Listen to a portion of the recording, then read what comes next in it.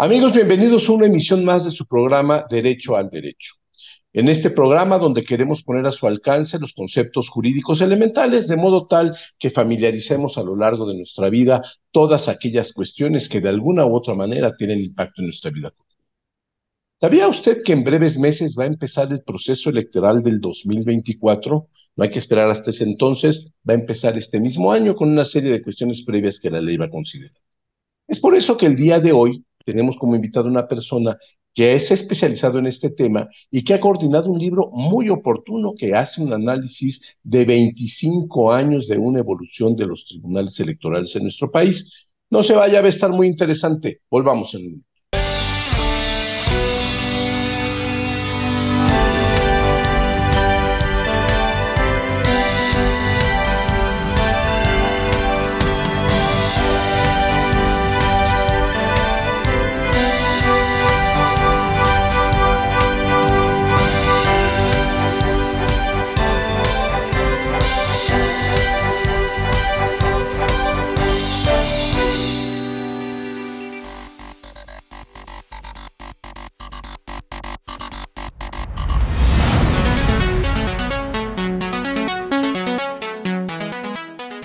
Amigos, ya estamos de regreso aquí en su programa Derecho al Derecho. El día de hoy, como les decía antes del corte, vamos a estar analizando un tema que sin duda alguna nos compete a todos y que tiene alguna incidencia importante en la vida de todos nosotros, que es la materia electoral. Porque sabe usted que en este país, afortunadamente, que no siempre ha sido así, las cuestiones electorales se arreglan conforme a la ley, se arreglan por organismos especializados en eso. El día de hoy nos va a platicar el doctor José Pablo Abreu sobre un libro que están presentando que se llama Elecciones 2021, 25 años de evolución interpretativa, que analiza una cuestión histórica de cómo ha sido esta institución y la podemos prospectar para las elecciones del año. ¿Cómo estás, José Pablo? Me da mucho gusto recibirte el día de hoy. Muy bien, Carlos, muchas gracias por la invitación. Muchas gracias. Voy a presentarte, José Pablo, porque bueno, eres una personalidad. Cuando lo invité, le comenté que me hiciera un currículum abreviado, porque bueno, cuando luego uno invita a gente que tiene tanta trayectoria, se nos puede ir todo el programa en la presentación. José Pablo es licenciado en Derecho por la Universidad Marista de Mérida. Es maestro en Filosofía y Políticas Públicas por la London School of Economics and Political Science en Inglaterra. Doctor en Derecho por la Universidad Complutense de Madrid. Es profesor de Derecho Constitucional, de Derecho Parlamentario, de Derecho Electoral y en Derechos Humanos en distintas universidades, tanto públicas como privadas del país. Ha sido asesor parlamentario, funcionario judicial y consultor independiente. Es miembro del Sistema Nacional de Investigadores Nivel 1 y actualmente se desempeña como director del Departamento de Derecho en la Escuela de Ciencias Sociales y Gobierno del Tecnológico de Monterrey en la Ciudad de México. Como pueden ver, una persona que tiene un gran conocimiento en esta materia. José Pablo, a ver, vamos a hablar un poquito del histórico. A veces las generaciones jóvenes, pues yo lo sabemos como maestros universitarios que somos, creen que las cosas apenas acaban de empezar, y más con un discurso faccioso que a veces se da desde el poder, en que los verdaderos cambios empezaron hace muy poco tiempo. Sin embargo, en esta materia, la realidad es que como país llevamos muchos años ya, incluso desde hace un par de siglos, en los cuales venimos intentando hacer pues procesos e instituciones en materia electoral. En una parte del libro tú haces la introducción y hablas de esta evolución histórica. ¿Nos podrías contar un poquito de esto? Claro, Carlos. Pues mira, habría que recordar que la materia electoral estuvo olvidada mucho tiempo en nuestro país y comienza a haber una pues regulación judicial de los conflictos electorales a partir de 1977, cuando la Suprema Corte de Justicia podía revisar de manera extraordinaria el resultado de una elección. Después surge en los ochentas un tribunal contencioso electoral, se conocía como el TRICOEL, que tuvo un periodo corto de vida con efectos de sus sentencias limitados. Y en los 90 surge el que conocíamos como el TRIFE, el Tribunal Federal Electoral, ¿no? Como un tribunal jurisdiccional autónomo que resolvía los conflictos electorales. Viene una reforma de 1996 que es, digamos, muy importante, en donde este TRIFE se incorpora al Poder Judicial de la Federación. Entonces, el Tribunal Electoral que hoy conocemos pues ya no se llama TRIFE, aunque lo seguimos conociendo popularmente como TRIFE, sino que es el Tribunal Electoral del Poder Judicial de la Federación. Entonces, aquí es donde serán los 25 años de la justicia electoral constitucional. La contamos a partir de que se incorpora el Tribunal Electoral al Poder Judicial de la Federación. Y en este devenir, creo que es muy importante recordar pues, cuál ha sido el rol de los tribunales en nuestra democracia, cuáles han sido las aportaciones que se han dado a partir de la incorporación del Tribunal Electoral al Poder Judicial de la Federación en materia de disfrute de derechos, pero también en materia de nulidades o validez de las elecciones, ¿no? De democracia interna de los partidos políticos, por mencionar algunos temas. Por otro lado, también hay que recordar los desafíos políticos que viven estos tribunales. No podemos olvidar la encrucijada política a la que se enfrentó el Tribunal Electoral, el Instituto Nacional Electoral igual, en 2006, en el conflicto postelectoral. Y creo que esos desafíos políticos, en el contexto que hoy vivimos, pues vale la pena comentarlos más adelante. Y finalmente, un último tema que es importante en estos 25 años es la recomposición del sistema electoral. Hemos tenido reformas profundas en 2006, en 2014, ahora con el intento que se hizo con el Plan A y luego con el Plan B, ¿no? Entonces, todos estos puntos son relevantes al momento de analizar la justicia electoral. Mira, aquí es muy importante lo que estás diciendo porque no solamente vemos una evolución clara hacia la legalización y no en el sentido de que fuera ilegal, sino hacia la jurisdiccionalización de las cuestiones electorales, que al final yo creo que es lo que todos queremos, ¿no? Tener la certeza de que votamos por quien votamos y que perdió el que perdió y que todos lo acepten. Sin embargo, el Tribunal Electoral del Poder Judicial de la Federación, dentro de esta evolución que ha tenido, no solamente se limita a calificar elecciones. Tú te acordarás que hace muchos años lo hacía la Cámara de Diputados en los famosos colegios electorales y que era una decisión eminentemente política. Ahora ya se hace con base a lo que se apega a la ley. Ha tenido una evolución que te voy a pedir que nos hables de esto en el siguiente segmento, en la cual ya no solamente se dedica a calificar elecciones, a poder decirnos si se llevaron bien o no se llevaron bien, sino que también a los derechos políticos ciudadanos e incluso a los derechos de aquellos que son militantes o simpatizantes de cada partido. ¿Nos podrías explicar en 30 segundos antes del corte un poco esto en qué ha consistido? Sí, las dos grandes funciones del Tribunal Electoral es la resolución de los conflictos postelectorales, ¿no? Y en la garantía de los derechos. Y en la garantía de los derechos hay grupos como las mujeres, los indígenas, personas de la diversidad sexual, que han visto ampliado el disfrute de sus derechos electorales. No, y es muy importante porque en ocasiones la gente ve estas instituciones y digo, ahora que tenemos un discurso totalmente sofista con respecto a lo que sucede en estas instituciones electorales, la gente las ve muy lejanas porque cree que lo único que hacen es resolver asuntos entre políticos, cuando la realidad es que también podemos nos acudir cuando tenemos algún tipo de violación directa a nuestros derechos políticos electorales. Pero bueno, hay una parte que yo creo que a todo el mundo le interesa saber, hasta un poquito por el chisme.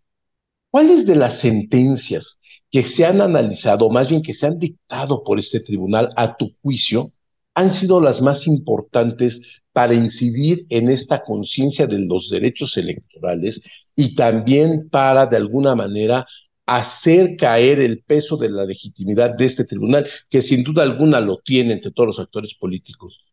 ¿Cuáles son, a tu juicio, estas sentencias las más importantes en estos 25 años? Mira, Carlos, en la obra que se editó, nos enfocamos a revisar la evolución de la justicia electoral a partir de las sentencias dictadas en las elecciones intermedias de 2021. Y creo que son pues muy emblemáticas para mencionar lo que tú, analizar lo que tú mencionas, ¿no? En el primer rubro de cómo las sentencias del Tribunal Electoral han incidido en el sistema político electoral del país, hay dos aspectos que creo que son como que muy interesantes de analizar. Por un lado, aquellas sentencias que tienen un impacto en el pluralismo político. Pues tú tienes muy claro que las democracias implican que hayan distintas opciones políticas para acceder al poder y para ejercer tu derecho al voto igual al momento de que tú te presentas en las urnas, ¿no? Y en ese sentido, en la elección de 2021 tendríamos que recordar cuáles fueron las decisiones que tomó el tribunal para otorgar registro de partidos y para quitar registro de partidos. En el primer rubro, en el 2021, hubo tres partidos políticos nuevos que contendieron en las elecciones, pero antes de obtener ese registro, también hubo otras organizaciones que intentaron obtener su registro y no lo consiguieron. Y dentro de ellas, no sé si recordarás, estaba el partido político que había impulsado el expresidente Calderón y su esposa Margarita Zavala, México México Libre, Libre. Ujú. efectivamente, ¿no? Entonces, a esta organización no se le otorga el registro. La lectura del análisis que se ha hecho fue que fue una decisión muy restrictiva, muy formalista y que, pues, bajo una visión garantista, a lo mejor se hubiera podido otorgar el registro. Recordando que se le dio este registro a otros tres partidos, ¿no? Y que, pues, cada 6 años es posible registrarse como partido político nacional, como un nuevo partido político nacional, o sea, cumpliendo las reglas que se establecen en las leyes. Pero por otro lado, después de las elecciones, hubo esos tres partidos que obtuvieron su registro, lo perdieron. No alcanzaron el porcentaje de votación y entonces perdieron su registro. Y también se impugnó esto, y ahí el Tribunal Electoral se apegó a lo que establece la Constitución y las leyes y no otorgó, pues más bien, no le otorgó la razón a los partidos que estaban buscando mantener su registro. Entonces, esto es importante para recordar que nuestra democracia es una democracia que permite el ingreso y la salida de opciones políticas dependiendo del apoyo que tenga de la ciudadanía. Y por otro lado, creo que unas decisiones que fueron muy importantes en el proceso electoral pasado fueron las que están relacionadas con el apego a la legalidad de los actores políticos. Y ahí nos remitimos a las sentencias que convalidaron la no posibilidad de registrarse como candidatos a gobernadores en Michoacán y Guerrero, de dos personas muy conocidas que habían incumplido con las obligaciones de fiscalización, de rendir cuentas de en qué estaban gastando y cómo estaban gastando en sus precampañas, ¿no? Entonces, es importante esto porque, pues, los actores políticos muchas veces, que son los que hacen las leyes, muchas veces son los primeros en incumplir las leyes. Y ahí se vuelve relevante que, pues, recordar que todos los actores políticos tienen que estar apegados a la legalidad. O sea, No, esto y aquí, por la primera parte. no, y aquí hay una cuestión que es importante, que tiene que ver, saber el público, que en este tribunal han ganado y han perdido todos los partidos, ¿eh? No es que vayan en contra de uno y a favor de otros, como se dice. La realidad es que ya perdió el PRI, ya perdió el PAN, ya perdió el de Calderón, ha perdido Morena, ha perdido Movimiento. Todos, cuando han tenido esta necesidad, pues yo creo que hasta un poco patológica de violar la ley electoral en aras de un beneficio. ¿Cómo ves tú eh, esta legitimidad que se ha ganado el tribunal, que sin duda alguna para la ciudadanía es respetable, pero se ve como que los actores políticos a veces se quieren salir de la legalidad en aras de decisiones de tipo? ¿Tú crees que esta legitimidad que ya tiene ganada en la legalidad pueda mantenerse? Creo que, a ver, respondiendo a la primera parte de tu pregunta y al tema de las sentencias con los derechos. La legitimidad que ha obtenido el Tribunal Electoral ha sido a partir de sus sentencias y sobre todo de aquellas sentencias que han ampliado el disfrute de derechos de la ciudadanía. Mencionaba en el primer segmento, ¿no? Cómo, pues, se garantizó que las mujeres pudieran ocupar espacios públicos no solo a través del 20, 30, 40 o 50%, ¿no? Sino hacerlo de manera paritaria y en condiciones de igualdad de contienda. Pero también se ha garantizado en sentencias espacios para las comunidades indígenas que tú sabes que tienen una gran relevancia en nuestra población. Y finalmente, en la última elección también se ofrecieron acciones afirmativas para la diversidad sexual, para migrantes, para personas con discapacidad, ¿no? Y en ese sentido, creo que este tipo de decisiones han permitido que el tribunal se legitime no solo hacia los partidos, sino hacia la ciudadanía y a veces a pesar de los partidos políticos. Sí, claro. Y sin duda alguna, yo creo que en la medida en la que la ciudadanía se sienta confiada en que sus derechos van a ser defendidos, sus opciones van a ser defendidas, pues van a tender a creer más en esto. Sin embargo, creo que el momento político que estamos viviendo es de una presión muy importante que, pues no sé si la vayan a resistir. Ya viste lo que se dice a la Suprema Corte de Justicia, a la ministra Norma Piña, desde el púlpito del presidente de la República. ¿No hace falta que se haga un poco más de difusión de estos logros que está logrando el Poder Judicial de la Federación, concretamente el Tribunal Electoral del Poder Judicial? En definitiva, creo que la comunicación social de los órganos judiciales es importante cambiarla para que sean órganos más cercanos o entendibles para la población. Yo creo que Sí. sí es necesario. No, y sin duda este libro que ustedes están publicando y que tú estás coordinando, sin duda alguna que abona de manera muy importante y ojalá que nuestros amigos del público del auditorio se animen a leerlo porque se rompen muchos mitos, se rompen muchos tabúes y sin duda alguna conocemos mejor una institución que está hecha para la defensa de los ciudadanos.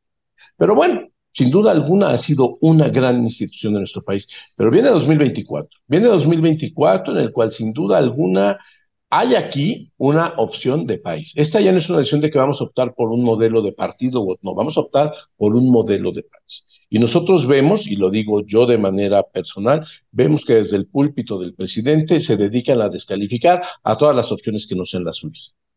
¿Tú crees que en el futuro en todo este embate que va directo en contra con una serie de mentiras que se están diciendo en contra del Poder Judicial de la Federación, ¿tú crees que el Tribunal Electoral del Poder Judicial de la Federación, la pregunta va en dos vertientes, tenga la fortaleza para aguantar este tipo de embates? Y dos, tenga la fortaleza para imponer una decisión final en los resultados de las elecciones del 2024. Mira, como bien decías, estas instituciones que se han creado han permitido canalizar el conflicto de la calle a las instituciones. Y creo que eso en una democracia es muy importante. Pero la democracia requiere que todos los actores políticos actúen de manera responsable.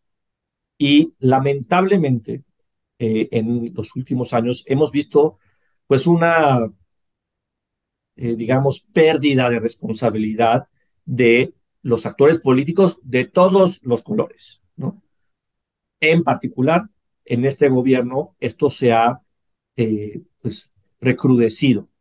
Y creo que efectivamente los señalamientos que se hacen desde el Ejecutivo o desde el Legislativo no abonan a pues, la colaboración entre órganos estatales y el fortalecimiento de nuestra democracia.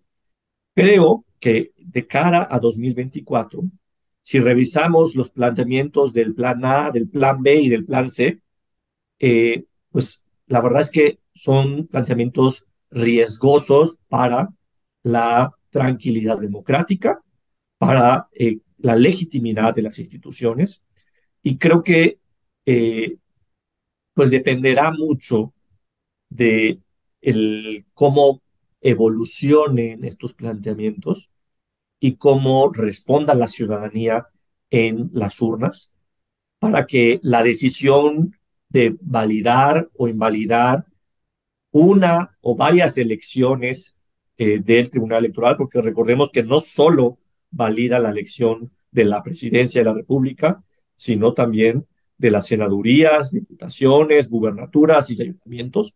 Entonces, creo que va a ser muy importante el cómo vaya evolucionando. Y ahí también, Carlos, creo que es importante pues ir perdiendo, digamos, yo le llamaría, o le llamaba más bien, el beneficio de la duda que le otorgamos a algunas opciones políticas y ser muy contundentes con las declaraciones o acciones que vemos que están poniendo en riesgo la división de poderes y la tranquilidad democrática del país. Y esto ya creo que va siendo el momento de hacerlo. Lo que ocurrió esta semana, en la semana pasada en nuestro país, ya hace unas semanas en el Senado, son acciones que están violentando la regularidad constitucional y la democracia de nuestro país.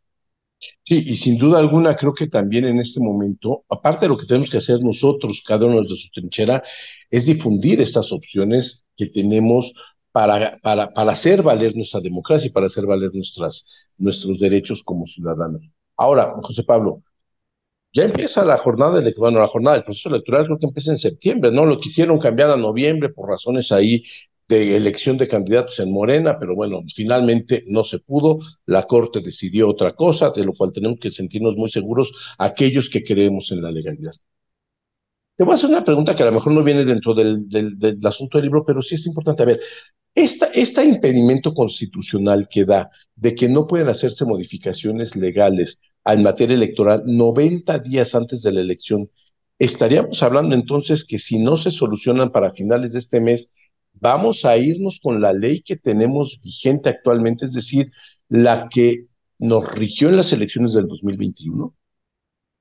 A ver, la prohibición es para los órganos legislativos. Es decir, el Congreso ya no puede aprobar ninguna otra reforma legal o constitucional en materia electoral a partir de el mes, finales de mes. Ya no habría posibilidad de hacerlo. Eh, pero la Suprema Corte de Justicia está en tiempo todavía de poder resolver si el plan B se queda o si el plan B se va. En ese sentido, yo confío en que en este mes sea cuando se resuelva la segunda parte del plan B que está sobre la mesa en la Suprema Corte de Justicia. Y si se dan los términos que ocurrió el lunes de la semana pasada eh, con la primera parte del plan B, pues lo que ocurriría es que se mantendría la legislación que estaba previa, porque se anula el decreto, incluyendo la derogación de las leyes anteriores. Claro. Ahora, y ojalá que se dé a través de una discusión jurídica debidamente fundada y razonada, y no a través de amagos de que les van a hacer juicio político a que digo, el senador Monreal, de una manera para mi gusto muy desafortunada, trajo a colación esta parte en el debate, y que sin duda alguna yo creo que tiene como intención hacer algún tipo de presión extrajurídica en los ministros de la Suprema Corte de la Nación. Pero bueno, ahorita además confluyen elecciones el año que entra, es la elección más grande de la historia. ¿Cómo tendrá realmente capacidad el tribunal para resolver todas las impugnaciones que se prevé que van a ser muchísimas? Tenemos un minuto. ¿Tendrá capacidad para resolver todas estas impugnaciones de la federal, de las locales, de las municipales? ¿Tú cómo lo ves, José Pablo? Tanto el INE como el tribunal tienen la capacidad técnica para hacerlo. Lo que habrá que revisar es si el Congreso le da la capacidad presupuestal para hacer su trabajo. Pues sí, porque ya ves que es la forma en la cual están intentando ahorcar al INAI, lo intentaron hacer con el propio INE, se especula que lo intentarán hacer con la propia Suprema Corte de Justicia. Pero bueno, José Pablo, se nos ha acabado el tiempo. Te quiero dar las gracias por haber estado con nosotros el día de hoy. Nos has dado mucha luz sobre este tema y si está en tu consideración, me encantaría que pudieras acompañarnos una vez que haya empezado el proceso electoral para darle un poco el seguimiento jurídico a lo que esté aconteciendo en eso. Claro que sí, Carlos. Aquí nos vemos y muchas gracias por la invitación. Muchas gracias, José Pablo, y sobre todo muchas gracias a usted por habernos acompañado en esta emisión de su programa, Derecho al Derecho. Los esperamos aquí en una emisión próximamente con otro tema también de interés jurídico. Muchas gracias, hasta la próxima.